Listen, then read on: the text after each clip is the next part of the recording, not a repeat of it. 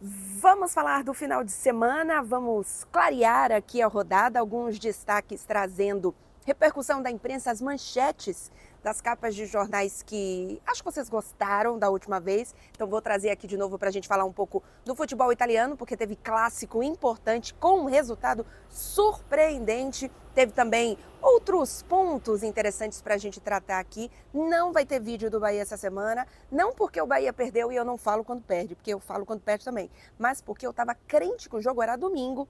O jogo foi na madrugada de sábado para domingo e eu tive um casamento e eu nem me dei conta, só acordei com essa frustração no domingo. Então, excepcionalmente essa semana a gente não fala de Bahia, mas a gente fala de muita coisa. Então já deixa o like, confere se está inscrito no canal e vamos para a vinheta.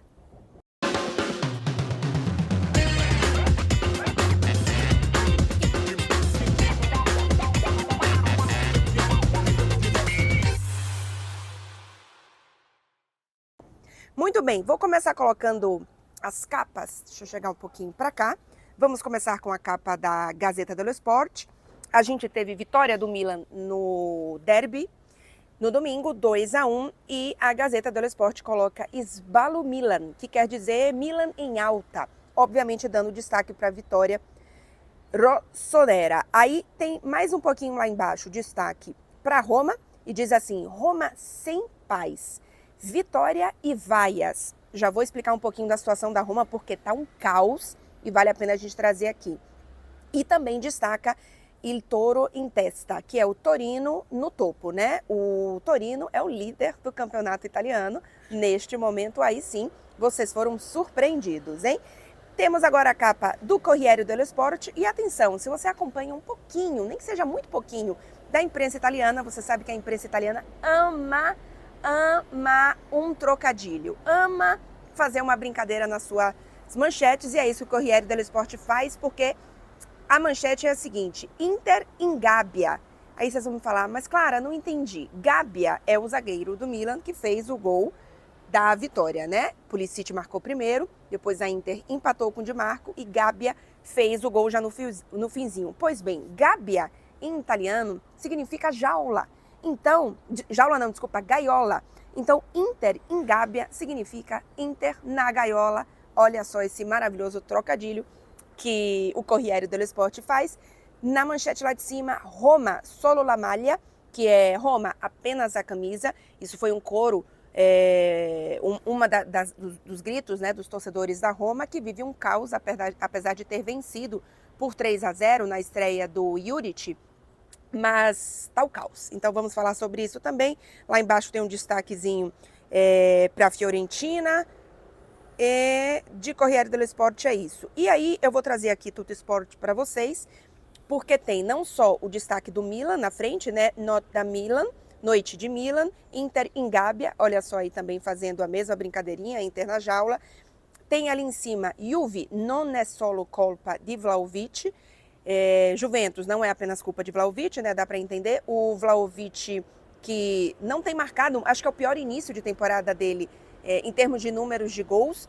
A Juventus empatou com o Napoli no sábado, eu não assisti essa partida, então eu não vou falar especificamente do jogo, mas já se cobra que o Thiago Motta encontre algumas soluções, porque são 3 0-0 seguidos no Campeonato Italiano, né? Teve a Liga dos Campeões que venceu muito bem, mas no Campeonato Italiano tem sentido dificuldade, em especial nas finalizações, assim, na verdade não é nem na finalização, muitas vezes uma posse de bola que não surte efeito, então se questiona um pouco de variação de jogo do Thiago Motta. Vai passar aqui uma belíssima, não belíssima, mas uma ambulância, uma polícia, enfim. E então já se cobra um pouco de uma variedade tática do Thiago Motta.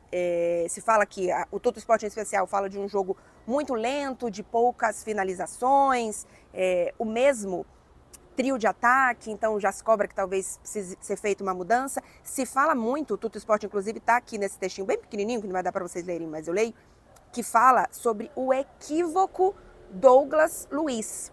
Então existe aí um equívoco de escalação, dele, ou quando ele jogou não ter ido tão bem, enfim, tem uma questão aí do Douglas Luiz, eu acho que é um jogador bem importante para a gente ficar de olho em como ele vai evoluir na Juventus, porque é um jogador de seleção brasileira, né? Um jogador que pode estar em seleção brasileira e se fala em ganhar uma nova chance. Vamos ver. Eu acho que o Douglas Luiz é um jogador que, do jeito que chegou, ele precisa receber mais chance, ele precisa ter mais tempo de jogo para mostrar porque ele veio. Porque, assim, é um jogador caro que veio com uma importância grande, então não dá para simplesmente abandonar, entre aspas, o Douglas Luiz. Mas é uma situação para a gente ir acompanhando.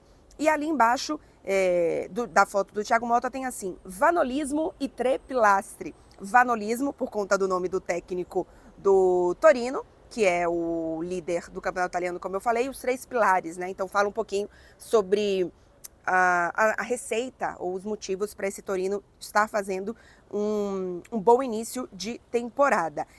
Só para passar rapidamente para vocês, vou voltar aqui para o meio. O Torino é o líder do campeonato italiano com 11 pontos, Napoli e Udinese com 10 pontos logo atrás, aí vem a Juventus, o Empoli com 9, a Internazionale com 8 e o Milan com 8. Teve alguma dessas capas, qual que foi? Aqui, a da Corriere dello Sport, para eu começar a falar um pouquinho do derby, diz assim, Delírio Milan, Fonseca salvo, Inzaghi, 7 pontos a menos que 2023 nesse mesmo momento. É uma Inter que já tropeçou no campeonato diferente da temporada passada.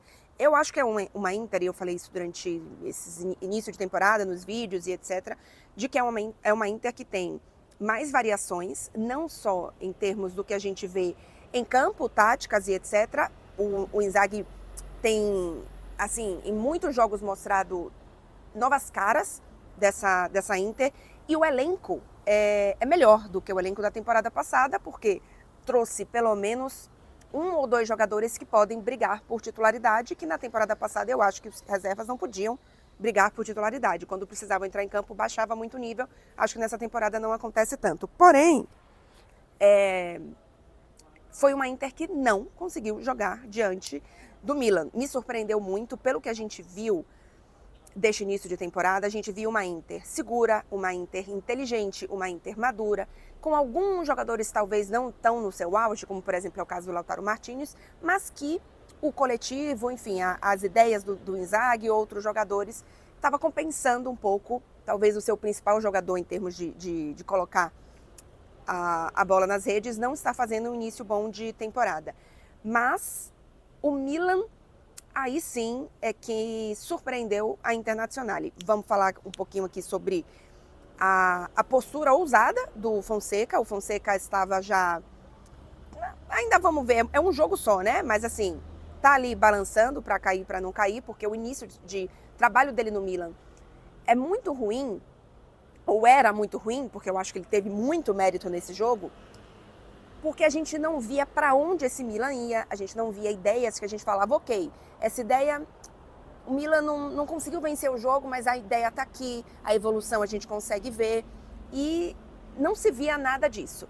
No derby, o Fonseca fez uma opção bastante ousada de mudar a equipe, ele saiu do 4-2-3-1 e quando eu vi a escalação no papel, inclusive, eu pensei muito mais num 4-4-2, no 4-4-1-1, digamos assim, porque ele colocou o Morata e o Abraham em campo e a gente teria o Leão e o Pulisic mais abertos nessa segunda linha. Só que quando a gente viu o jogo, a gente viu que foi, na verdade, um 4-2-4. E foi muito ousado, porque não foi só no papel. De fato, o Milan jogou dessa forma e foi um all-in, né? O Fonseca precisava fazer algo diferente, o Fonseca precisava tirar algo diferente desse time, e justamente num derby, e conseguiu fazer isso. Uma das maiores críticas ao Pioli, em especial no derby, porque nos últimos 6 derbys o Milan não tinha conseguido vencer, então já existia aí um tabu, um drama mental e etc., era que o time do Pioli ele tinha chegado num teto e ele era sempre mais do mesmo. Ele não tinha muitas variações, ele jogava sempre da mesma forma, quando não conseguia jogar desse jeito não tinha opções. E o Fonseca colocou em campo um time muito diferente do que a gente vinha vendo desse Milan. Então teve uma ousadia importante aí e uma leitura importante de jogo, porque fez com que a Inter fosse pressionada. O Milan teve outras chances de marcar gol. Eu até acho que o empate da Inter foi justo naquele momento, mas depois o Milan mereceu vencer a partida e realmente tirou a Inter do seu conforto, e ainda que a Inter saiba jogar de formas diferentes, eu acho que o Inzaghi foi surpreendido pela forma como o Milan jogou, como o Milan entrou em campo, e o Inzaghi não conseguiu nem fazer as modificações que deram muito certo. Então, ponto pro Paulo Fonseca. A gente precisa entender se esse é um caminho que ele vai levar pro Milan na temporada, se foi apenas uma leitura para esse jogo diante da Internazionale. Eu tô aqui desde o início da temporada falando o quanto que eu tô preocupada com esse Milan. Então, vamos ver para que caminho isso vai, porque o Milan tem qualidade. Os jogadores do Milan não é qualidade para brigar por título de Liga dos Campeões? Não é. Mas é um time que tem, sim, condição de brigar por título italiano, brigando ali em termos de qualidade, do que pode ser feito. Não tenho dúvida, mas eu ainda tenho um pé atrás com o trabalho do Paulo Fonseca, mas dou todo o mérito aqui para ele nessa vitória no derby. Vamos ver o que acontece na sequência. Para a gente falar um pouquinho da Roma, porque eu acho que vale aqui, porque Roma está o caos, minha gente, está o caos. O De Rossi foi demitido depois, acho que foram, algumas semanas depois dele ter renovado o contrato por mais 3 anos, tá? E não parecia o caso de uma equipe completamente à deriva, de uma equipe que não mostrava nada em campo. Parecia uma Roma que ainda estava tentando se encontrar, que teve alguns jogos que poderia ter vencido, mas que fez jogo bom, faltou o resultado. Então, assim, não parecia ser uma Roma completamente sem caminho, como, por exemplo, para mim, a situação do Milan era pior do que a da Roma em termos de jogo, do que a gente via em campo. Mas tiveram alguns embates, não só com alguns jogadores, né? Com Paredes, com Cristante, do De Rossi, com alguns jogadores importantes do vestiário, assim, mas também com a própria diretoria. E isso fez com que a diretoria, o grupo, como é o nome? Friedrichson, que inclusive acabou de comprar o Everton, se eu não estou louca, acho que foi isso. Eles têm umas decisões muito a curto prazo. O que se fala na imprensa italiana é que foi diagnosticado de que a Roma não estava no caminho certo e que era melhor fazer isso logo agora e demitir logo o De Rossi e trazer um novo técnico do que fazer isso daqui a 1 mês ou 2 meses, com já mais coisas do campeonato a perder. O objetivo da Roma para essa temporada é classificação de Liga dos Campeões. Mas a sensação que eu tenho é que essa diretoria, ela está sempre recomeçando. Assim, são 4 anos já que o grupo americano, a família americana, na verdade, comprou a Roma, e são 4 anos em que todo mês que a gente vai olhar, parece que a Roma está começando do zero. Assim, é 1 milhão de euros gastos em todos esses mercados e a Roma está sempre recomeçando. Então, falta completa estabilidade para mim, para essa Roma. Já tiveram 5 ou 6 diretores esportivos e aí, não satisfeitos com todo o caos do clube, e eu acho que tem muita coisa que a gente não sabe, tá, que está acontecendo ali nos bastidores. Isso, obviamente, também tem passado para a torcida. Para a gente ter uma ideia, a Roma venceu sua primeira partida no Campeonato Italiano, fez um 3-0. A torcida fez greve para entrar no estádio, só entrou depois dos 30 minutos do primeiro tempo, porque estava protestando a demissão do De Rossi. Quando o De Rossi foi demitido, a torcida ameaçou a CEO, né, que pediu demissão, teve que, inclusive, pedir segurança e tal, né, porque estava sendo ameaçada pela torcida. E a torcida, mesmo com um 3-0, vaiou alguns jogadores, em especial jogadores que têm um nome grande dentro do vestiário, por conta da questão com o De Rossi, o Pellegrini, inclusive, o Cristante, enfim. Então, assim, é um caldeirão, é uma confusão. Eu não sei até que ponto o Juric vai poder fazer um bom trabalho num clube tão caótico, tão desorganizado, tão sem estabilidade. Então, vamos ver para onde vai essa Roma, mas assim, a sensação é que é mais um recomeço. Mais uma vez, mais um mês, a Roma está começando do zero. E isso é muito ruim, é muito ruim. Um clube assim, sem estabilidade, não é à toa que é uma Roma de altos e baixos, não é à toa que é uma Roma que não consegue ter uma sequência de classificações para a Liga dos Campeões e evoluir dentro do futebol italiano, por exemplo, para voltar a brigar por título de campeonato. Então é meio tenso essa situação. Então é isso, gente. Se você está aqui até agora, deixa o like, confere se está inscrito no canal. E voltamos essa semana, eu acho que só com tudo às claras, tá? Não sei se terça e quarta vai aparecer algum outro assunto por aí. Se não, quarta-feira eu abro caixinha de perguntas lá no meu Instagram pra gente conversar aqui sobre outros assuntos. E boa semana pra vocês, gente. Tchau, tchau.